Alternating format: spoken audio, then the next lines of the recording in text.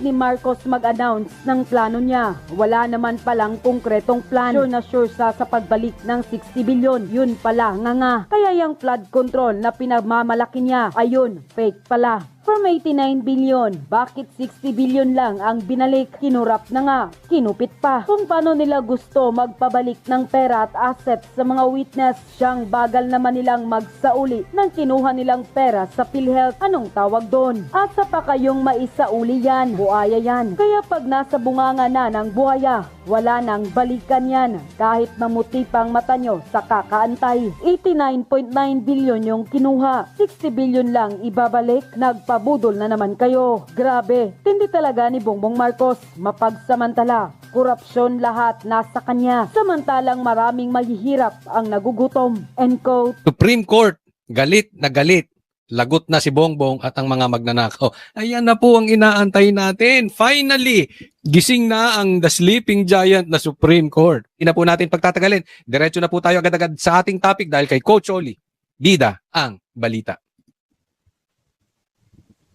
Ito, pag-usapan natin at buena manom, napakaganda nito. Ito ay tagumpay para sa ating mga Pilipino, lalong-lalo na doon sa mga nangangailangan po nito. Bigyan po natin ng komentaryo.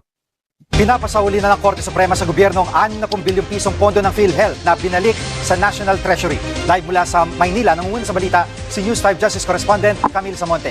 Camille, naging kontrobersyal noon ang pagkuha ng pondong yan mula PhilHealth. Bakit to pinasauli ngayon ng Korte Suprema? Jiggy, sa desisyon ng Korte Suprema, unconstitutional o labag sa saligang batas ang paglipat ng 60 billion pesos na excess funds ng PhilHealth sa National Treasury noong 2024. Unanimous ang naging desisyon ng mga mahisrado sa consolidated petition para ibalik sa PhilHealth ang pondo. Ayan, napakaliwanag ha. 60 billion, Bongbong Marcos. Saan nyo na naman tinangay ito? Sino pa bang may kapangyarihan maglipat-lipat niya? Kahit ba sabihin mo si Batman pang naglipat niya o kung sino man. Huwag mong sabihin, Bongbong, di mo alam. 60 billion. Saan mo dinala to? Bumili kang Coca-Cola. Bumili ka ng high grade. 60 billion ha. At unconstitutional. Hindi lang unconstitutional. 15-0. Talagang matindi. Tambakekok. 15-0. So lahat po ng Supreme Court Justices, bumoto laban dito. So illegal po yung pinagagawa ng administrasyong Bongbong Marcos. Ipinag-utos din ng Korte Suprema na wag nang galawin ang 29.9 billion pesos pang balanse ng umano'y excess funds. Immediately, executory ang pagpabalik ng pondo at idadaan ito sa pamamagitan ng 2026 General Appropriations Act. Ayan. So kailangan immediately executory. Anong ibig sabihin? Agad-agad yan. Anong ibig sabihin yan? Forthwith. Kayo ang nadali ng forthwith. Immediately executory. Patay ka dyan, Bongbong Marcos. Ibabalik nyo yan. Saan nyo bubunutin yan? Kung nahit-hit na yan. Di ba? Tapos meron pang 29.9. Para mabilis tayo, sabihin na natin 30. Wag nyo nang ilipat yon. Excess fund ulit, ha? Marami silang ginagawang lipat-lipat dito. At alam naman natin kung saan mo dadalhin yan. Ay delikado, lalong-lalo na sa flood control, lalo na sa DPWH. Nakaw, delikado yan. Merong plano. May maitim na balak ang mga animal.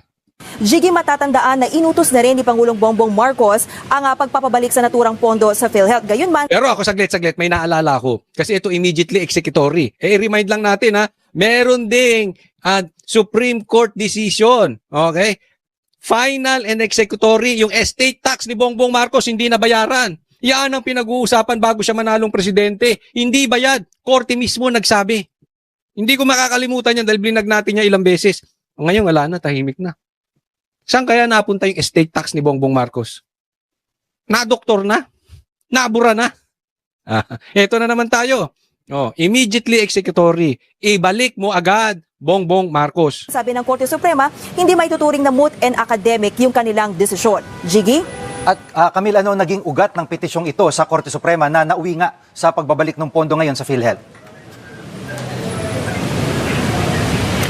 Jiggy, noong 2024, naghain ng petisyon sa Korte Suprema ang ilang grupo at health advocates. Gusto nilang harangin nga itong transfer order ng Department of Finance para sa 89.9 billion pesos na pondo ng PhilHealth. Makakaapekto raw kasi ito sa mga programang pangkalusugan. Giit naman ng nooy Finance Secretary na si Ralph Recto, sobra itong pondo at may kapangyarihan daw ang gobyerno na bawiin ito base sa isang special provision sa General Appropriations Act. Nako, nagpapalusot pa ito. Ito matindi dyan. Alam nyo, dito nyo makikita na sagad na sa buto at sagad na walang kaluluwa itong mga animal na ito. Plano talaga nilang kuhanin ito. Diba? Alam naman natin yung naging anomalya, hindi ko na po kayo, this is public knowledge. Yung nakawan, yung ghost projects, yung sa DPWH and flood control. Okay? Kukuhanin mo sa PhilHealth, 89.9 billion. Dadalahin mo doon. Tapos, ang palusot nila, excess yan. Ha? Recto, wag ka na magpalusot. Papalusot ka pa eh. Supreme Court na nagsabi. Unconstitutional. Ano ba pag sinagsasabi mo? Ikaw, Batman. Ha? Alam mo, wag ka na magpalusot. Sabi nga, kay may kinulimbat ka dyan, kay wala. Hinayaan mo yan na mailipat. Bakit hinayaan mo yan mailipat? Bakit ka nagpagamit? Oh, kaya si Hodang, mga amo mo may planong nakawin yan. Ba't ka nagpagamit? Kaya wag ka na nangangatwiran pa yan na nakakainis eh. Di ba? Parang ito ito baka senador. Sinabi na nga ng Supreme Court, unconstitutional yung impeachment. Ang tigas-tigas ng ulo, ang kapal-kapal ng mukha niya itong si Tito Soto at iba pa. Ito na naman kayo. Hindi na ba kayo talaga susunod? Buwagin na natin yung Supreme Court. Kung ganyan din kayo ng ganyan, ang magdesisyon na lang ombudsman. Pwede ganun na lang. Ombudsman na lang. Kasi dyan lang kayo susunod eh. Ang magdidesisyon na lang ng mga bagay-bagay sa Pilipinas, ombudsman tsaka ICI. Dyan lang kayo nagsasubmit eh. Pagdating sa Supreme Court, puro kayo palusot. Ibalik nyo na. Ibalik nyo na yung nakaw. Kasi pabalik kayo ng pabalik sa Diskaya. Oh. Plano nyo pang ipakulong yung Diskaya. Sabi nyo, hindi na sila magpapasko, ikukulong nyo. Dapat nga kayo nagbabalik eh. Di ba, linis-linisan tong mga animal na to. Dapat kayong nakakulong. Ibig nyo bang sabihin ng isang kontraktor kaya mag-dispalko ng ganong kalaking pera na walang tao sa ibabaw? Niloloko nyo naman kami. Kaya ako wala akong bilib yung papakulong si Diskaya. Naglilinis lang ng mga pangalan tong mga animal na ito. Huwag tayo magbolahan dito. Oo, kailangan sila managot. Pero hindi po yan. Hindi dahil makukulong ang Diskaya, maliligtas ka na, Bongbong Marcos. Ha? Kayo nga magbalik. Di ba? Pag nagpapabalik kayo, bida-bida kayo. Ngayon kayo pinababalik ng pera. Asa na? Binida-bida mo rin yan eh. Di ba binida-bida niya rin yan? Ibabalik. Asa na? Nabalik na ba? O parang yung pangako mong 20 pesos na bigas. O parang yung pangako ninyo diyan sa sa inis na inis ako diyan sa EDCA na yan. Walang niya kayo. Pinangako nyo yung EDCA kaya nyo pinapasok para makatulong sa atin pag may trahedya. Wala pang naitutulong yung mga Amerikanong yan. Buti pa nga yung China may naiturong sa atin eh.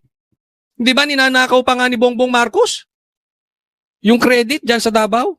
Sino tumulong sa atin? Amerikano ba o Chinese? Bongbong Marcos, wag na tayong magbulahan. Ikaw lang nakinabang dyan. Sa EDCA na yan. Pero sagot dyan ng Korte Suprema, void ang special provision na yan. Nagkaroon din daw ng grave abuse of discretion sa pagpapatupad nito. Kita mo? Papalusot ka pa, animal. Itong si Recto, hindi ko alam kung ito napakayabang kasi nakapag-asawa lang ng artista. Napakayabang. Sabihan pa si Senator Bongo wag daw silang utusan.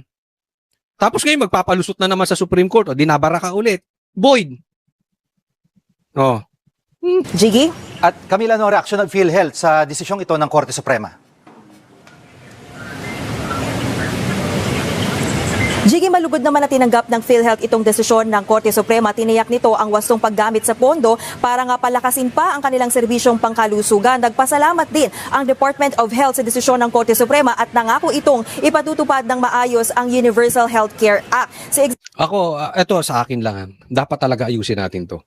Kasi ang laki po ng problema natin sa pagdating sa kalusugan. Ako, me and myself, ang dami pong lumalapit sa akin. May sakit na ganito, may sakit na ganyan. Wala naman akong kakayanan. Ilalapit ko lang sa Malasakit Center, ilalapit natin kung kani-kanino, minsan napapagbigyan, minsan hindi napapagbigyan. Hindi rin natin masisi dahil wala. Katulad dito sa PhilHealth. Sagad, isipin mo, para lang sila makapagnakaw, ang daming pwedeng pagkuhanan ng pera, PhilHealth pa. Ang isinugal nila dito, buhay ng tao. Kalusugan ng tao. Diba? Isipin mo yung iba may mga cancer, hindi man lang makapagpagamot. Yung iba, malala ang kalagayan, hindi man lang makapagpagamot. Imbis na nakakatulong tong PhilHealth. Kaya nga ako naikukwento ko to kasi meron ako maraming experience eh. Yung pasensya na po dun sa iba, hindi natin mapagbigyan. Yung iba napapagbigyan natin kasi depende naman po, hindi naman tayo, wala naman po tayo sa gobyerno. No? So, iyon ang kalagayan natin. Kaya, mas masama ang loob ko rito eh. Ito'y personal sa akin ito. Dahil kung gumagana ng maayos ang ating healthcare system, doon man lang makapamuhay ng maayos ang Pilipino. Wala eh. Pati ospital nanakawin. Pati gamot nanakawin nila. Diba? Hindi ito mga doktor ha. Yung pondo sa ospital, yung pondo sa doktor, yung pondo sa gamot, nanakawin pa ng mga lintik na mga wala talagang konsensya itong mga politiko natin. Tapos ipambibili nyo lang ng bahay. Executive Secretary Recto naman, nirerespeto raw ang desisyon ng Korte Suprema at tiniyak na susundin ito ng Finance Department. Yan muna. O yan, inuutosan ka. Utos na ng Supreme Court yan. Sumunod ka na lang.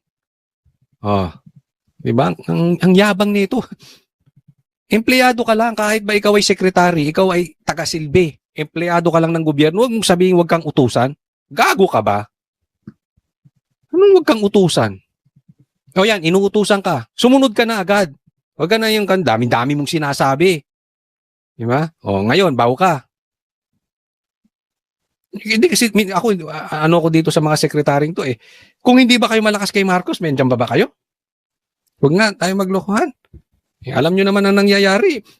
Pinabababayad ng hinihingi ibaba yung bat. Ayaw mong ibaba. Kita mo na lang tara na yung nakawan. Ito si Recto eh. Sana, sabi daw magsasapir ang Pilipinas pag ibaba ang tax. Hindi. Ayusin nyo. Yung nakawan dyan. Parang ito nakatira sa Pluto. Hindi niya alam ang nangyayari sa Pilipinas eh. Puro pahirap ang ginagawa na itong tao na to sa mga Pilipino. Ang bat lang taas-taas eh. Next topic po tayo. Ito, bigyan natin ng komentaryo kasi nagtatalo na naman sila. Etong say syempre, like father, like son. Diba? Etong si Sandro, tumago sa salda. Ay, sa salda. Sa saya. Napaghalo ko. Tumago sa palda ni Claire Castro. Ganyan naman ang gawain ng tatay niya eh. Diba? Tago rin sa palda ni Claire. So, discuss lang natin. Pinatikos ng Malacanang ang pagtabla ni Davao City Congressman Paulo Duterte sa imbitasyong humarap sa investigasyon ng ICI sa flood control scandal. Ang ICI naman, tuloy lang daw ang trabaho sa harap ng usap-usapang mabubuwag na raw ito. Yan ang agenda report ni Ivy Reyes. Mistulang Battle of the Presidential Sons ang comparison ng Malacanang matapos purihin ang pagkukusa ni House Majority Leader Sandro Marcos na humarap sa ICI kahapon. Taliwas sa pagtabla ni Congressman Paulo Pulong Duterte dahil wala umanong jurisdiction sa kanya ang komisyon. Banat ng palasyo, kitang-kita naman kung sino sa dalawang anak ang napalaki ng maayos. Unang-una bilang magulang, makikita natin kung paano ba pinalaki ng mga magulang ang isang anak. Disente. Gaga, fake news ka. Pinalaki daw ng maayos ng magulang si Sandro. Naniniwala kayo doon? Si Sandro mismo, yung katauhan mismo ni Sandro umaamin. Hindi siya pinalaki ng maayos. Tingnan nyo nga. 5'3" lang ata. Paano pinalaki ng maayos? Hindi siguro ito binigyan. Baka nung bata, hindi ito pinasuso. Pinadede ka ba ng nanay mo? 5'3" ka lang, paano pinalaki ng maayos? Parang hindi ka dumede eh. Siguro pagka panganak mo pa lang, hindi ko masabi hindi natin masabi dahil sabi ni Amy. Sabi to ni Amy addict daw kayo. Baka mamaya habang dumedede, nagdodroga kayo, baka lang naman, naiisip ko, Ayan, hindi lumaki ng maayos. Hindi naman namin kasalanan kung hindi napalaki ng maayos yan eh. Bakit naging bansot? Baka supot pa. Alam mo, magtataka kayo, bakit ba hindi talaga lumaki ng maayos yan? Despite sa dami nilang pera. Yun lang naiisip ko, baka nagdodroga habang nagpapadede or yun, supot. Ano sa tingin ninyo? Bakit nabansot ito si Sandro? But kidding aside, paano naging disente? Ako, may tanong lang, Claire. Pag yung anak mo ba maliligawan ng adik, matatawag mong disente? Pagka yung anak mo ba maliligawan ng magnanakaw, matatawag mo bang disente? Ako'y nagtatanong lang. Diba? Siyempre, hindi mo aamining adik, siyempre, hindi mo aamining magnanakaw. Pero alam mo kung ano totoo. Diba? Kayo ba? Hindi, halimbawa na lang. Ito yung halimbawa para lang makita ninyo. Meron kayong anak na babae. 2 tao lang ang natitirang lalaki sa buong mundo ang mandiligaw, si Sandro at saka si Pulong.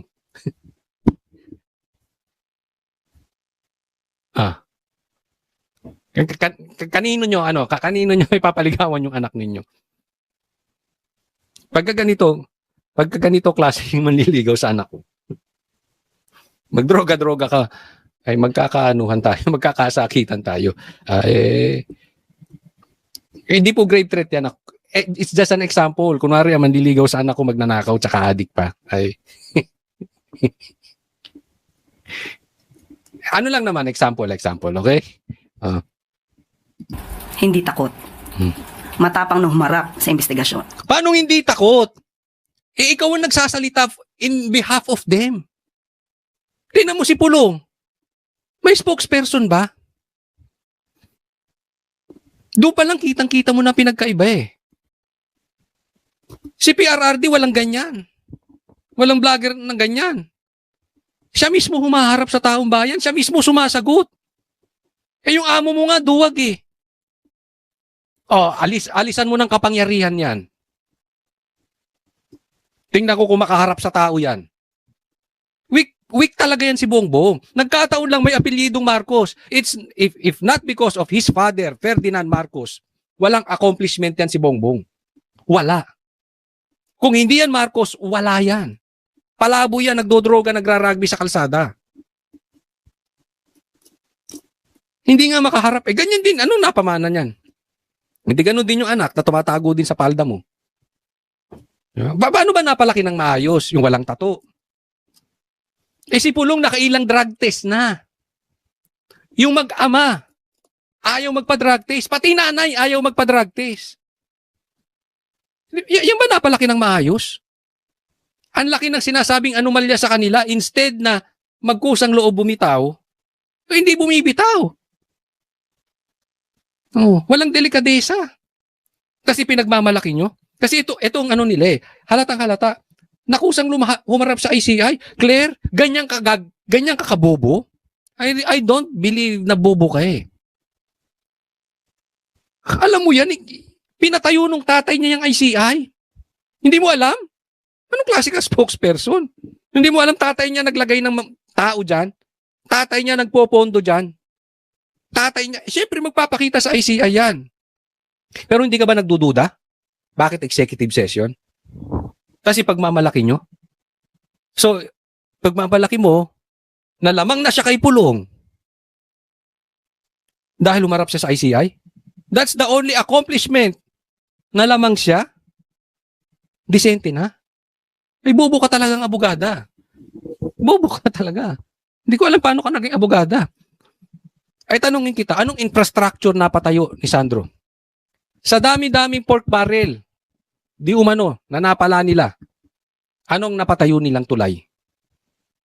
Kahit yung tatay niya walang patunayang tulay, isipin mo. Mismo si Bongbong Marcos, umamin sa media na magnanakaw siya. Inamin niya. Kasi malaki ninakaw niya. Sobrang laki. Inamin niya sa media. Alam mo kung ano yon? Kailan niya inamin? Hindi mo alam? Tanga ka talaga? Tanong mo mamaya, papakita ko sa'yo.